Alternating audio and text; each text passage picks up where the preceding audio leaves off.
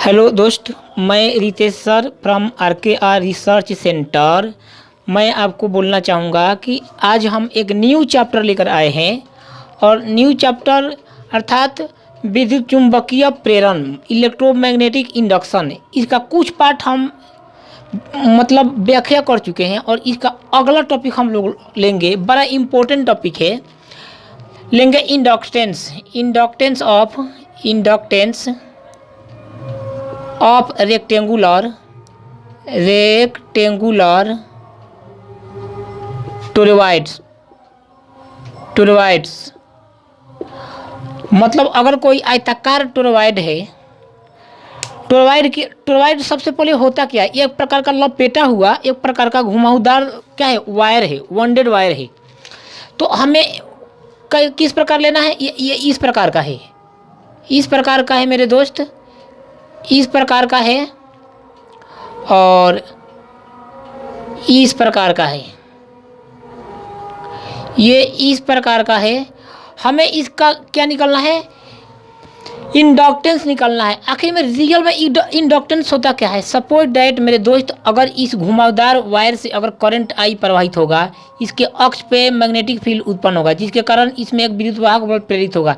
ये विद्युत वाहक बल तब तक बना रहेगा जब तक इसके मैग्नेटिक फ्लक्स में, विद्युत चुंबकीय फ्लक्स में जब तक परिवर्तन होते रहेगा, मतलब जब तक विद्युतीय चुंबकीय फ्लक्स इस अक्ष पर बनी रहेगी, इस अक्ष से अभिलंब रूप में निकलती रहेगी, तब तक इसमें वोल्टेज क्या होगा, प्रेरित होगा, विद्युत वाहक बल प्रेरित होगा। इस वोल्टेज को, इसमें वोल्टेज क्या होता रहेगा, बना रहेगा। इस वोल्टेज को हम लोग क्या बोलेंगे, प्रेरित विद्युत वाहक बल, EMF। और इस करंट को हम लोग क्या बोलते हैं, इस करंट को हम लोग बोलते हैं प्रेरित विद्युत धारा, इंड्यूस करंट। तो आइए हम लोग चर्चा करते हैं क्या होता है कि एक ऐसा टोरॉइड लेते हैं जिसका क्रॉस सेक्शन एरिया दिया गया हो। हम एक ऐसा टोरॉइड लेते हैं जिसका क्रॉस सेक्शन एरिया क्या हो, आयताकार हो। तो इसको हम रोटेट करके इसको हम चेंज करते हैं क्रॉस सेक्शन एरिया में। ये एक प्रकार का टोरॉइड है जिनकी मोटाई इस प्रकार से है, जिनका जो क्रॉस सेक्शन एरिया है मेरे दोस्त, ये क्या है, इनका क्रॉस सेक्शन जो एरिया है मेरे दोस्त, ये क्या है, ये एक रेक्टेंगुलर है। आप इसको काट करके देखिए, मैं इसको काट देता हूँ, इस प्रकार से काट देता हूँ तो क्या बन जाता है, ये रेक्टेंगुलर, इसका क्रॉस सेक्शन एरिया क्या बन जाता है। क्रॉस सेक्शन एरिया क्या होता है, काटने पर जो फिगर बनता है ना, वो क्रॉस सेक्शन एरिया होता है। तो आप मुझे एक बात बताओ, अगर कहीं मैं इसका सेंटर ये लेता हूँ तो इसके ये क्या बन जाएगा, ये रेडियस अगर R1 है, इंटरनल बाह्य रेडियस क्या है, R1 है, तो इंटरनल रेडियस क्या हो जाएगा, इसका R2 हो जाएगा। अरे हाँ ना बोल यार। अगर हम इसका क्या निकलना है, इसका मुझे निकलना है इंडक्टेंस प्रेरक इंडक्टेंस निकलना है। अब आप मुझे बताइए, सपोज डेट मैं इसकी हाइट को H1 लेता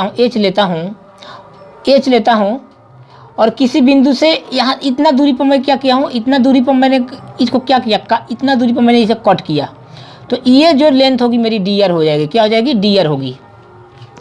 आप मुझे एक बात बताओ दोस्त, अगर इनसे करंट I प्रवाहित हो रही होगी तो क्या इसके अक्ष पर मैग्नेटिक फ्लक्स क्या होगा, प्रोड्यूस होगा। तो आप मुझे एक बात बताइए मेरे दोस्त, मैग्नेटिक फ्लक्स फाई बराबर यहाँ से क्या आ जाएगा, मैग्नेटिक फ्लक्स फाई बराबर क्या आ जाएगा, तो आप बोलोगे कि सर B इंटू DA ही तो होगा, तो B इंटू DA ही तो होगा। आपको पता है यह एक ये क्या है, यह एक सपोज मैं इसका क्रॉस सेक्शन एरिया लिया हूँ, तो इसके कारण मैग्नेटिक फील्ड क्या हो जाएगा, मैग्नेटिक फील्ड यहाँ पर क्या हो जाएगा, B बराबर म्यूनट बटे 2 pi into NI by R। B बराबर म्यूनट गुना NI बाई 2R। R क्या है, किसी बिंदु से डिस्टेंस मैंने ले लिया। R यहाँ पर क्या दर्शाता है कि सपोज मैंने एक निश्चित दूरी पर यहाँ से किसी भी बिंदु से मैं क्या टोरॉइड अगर इस प्रकार से है, ये टोरॉइड अगर मेरा टर्बाइड इस प्रकार से बन रहा था, इस प्रकार से बन रहा था, तो किसी बिंदु P से R दूरी पर जो मैग्नेटिक फील्ड की हम लोग चर्चा किए, जबकि ये क्रॉस सेक्शन एरिया लिया गया था, क्रॉस सेक्शन एरिया। तो आप जानते हो किसी L लंबाई के किसी पतले लंबे छड़ के कारण किसी बिंदु P पर मैग्नेटिक फील्ड जो होता है μ/2π इंटू I/R। लेकिन सेम टू सेम वही है, लेकिन इसमें करंट जो है ना टर्निंग हो रहा है। क्या हो रहा है? टर्निंग हो रहा है, इसलिए मैंने यहाँ पर n लगा दिया। तो क्या हो गया मेरे दोस्त? B बराबर μ/2π इंटू NI/R। मैं इसका क्रॉस सेक्शन एरिया इस प्रकार से लेकर थोड़े दूरी पर मैंने क्या किया, इस प्रकार से स्मॉल डिस्टेंस कर लिया। तो क्या हो जाए, ये R डिस्टेंस पर मैंने निकाला, तो μ/2π NI/R। समझ गया क्या? तो आप मुझे एक बात बताओ मेरे दोस्त, फाई जो मेरा होगा यहाँ से B बराबर क्या हो जाएगा? तो आप बोलोगे कि सर B बराबर मिनट गुना NI/2π इंटू R। ये क्या हो जाएगा मेरे दोस्त? इसकी लंबाई H, चौड़ाई इतना, तो H इंटू DR हो जाएगा मेरे दोस्त। आप बोलोगे कि हाँ सर, अगर मैं बात करूं, अगर मैं R1 से इतना के लिए, स्मॉल के लिए मैग्नेटिक फ्लक्स, स्मॉल लेंथ के लिए अगर मैग्नेटिक फ्लक्स इतना गया, तो R1 से R2 के लिए मैग्नेटिक फ्लक्स के लिए मुझे क्या करना पड़ेगा? मुझे इंटीग्रेट करना पड़ेगा। अर्थात फाई बराबर मुझे क्या हो गया मेरे दोस्त? तो आप बोलोगे मिनट गुना NI/2π इंटू ये क्या हो जाएगा? DR/R। R1 से लेकर R2 हो जाएगा मेरे दोस्त। तो फाई बराबर क्या आ गया? तो बोलोगे कि मिनट गुने NIH/2π इंटू ये क्या हो जाएगा? L log R, R1 से लेकर R2। तो क्या हो जाएगा मेरे दोस्त? फाई बराबर ये बन जाएगा मिनट गुना NIH/2π into log R1 minus R2। क्या हो जाएगा? log R1/R2।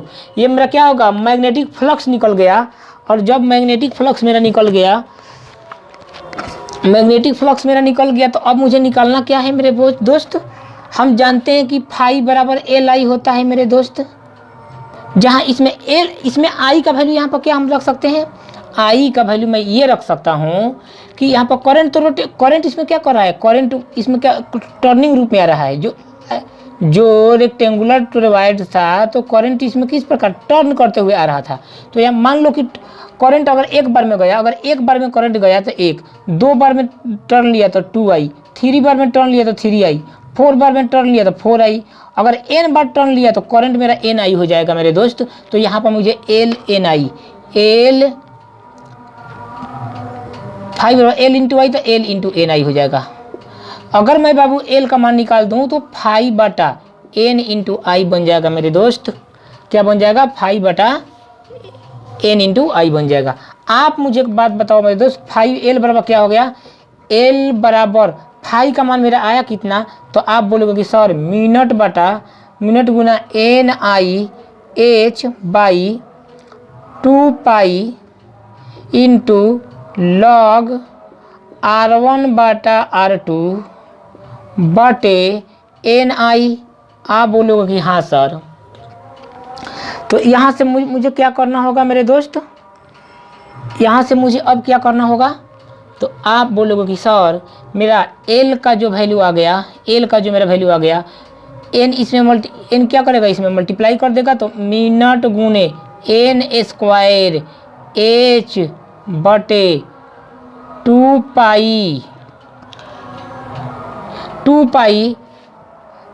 इंटू I से I को हटा दिया गया, तो ये क्या बन गया मेरे दोस्त? L into log R1/R2। ये जो मेरा हुआ ना किसी रेक्टेंगुलर टोरॉइड का जो इंडक्टेंस होता है, म्यूचुअल इंडक्टेंस कहिए या सेल्फ इंडक्शन कहिए, उसका जो स्पेशल फार्मूला हो गया L बराबर मिनट गुना N² H/2π into log R1/R2।